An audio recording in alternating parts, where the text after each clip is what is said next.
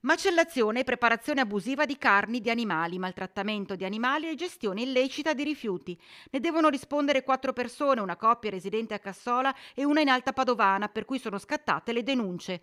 Tutto accadeva dentro questo capannone, siamo in via Don Milani a Cassola. Qui i titolari avevano messo in piedi una fiorente attività di macellazione completamente abusiva e priva delle necessarie autorizzazioni e titoli sanitari.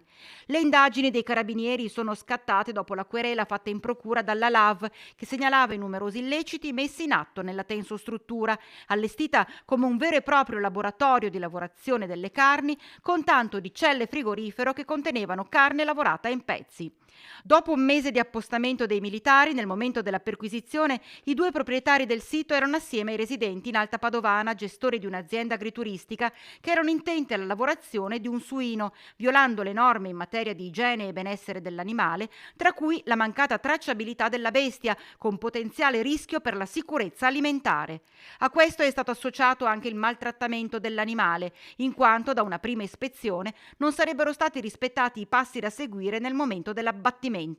Ma non è finita, perché nel campo adiacente al capannone gli inquirenti hanno rinvenuto seppelliti resti di animali macellati, principalmente selvatici, lavorati per conto di cacciatori e conoscenti, che venivano sistematicamente smaltiti mediante l'interramento diretto. È bastato infatti smuovere un po' il terreno per trovarvi pezzi di bestie, cervi e cinghiali in decomposizione.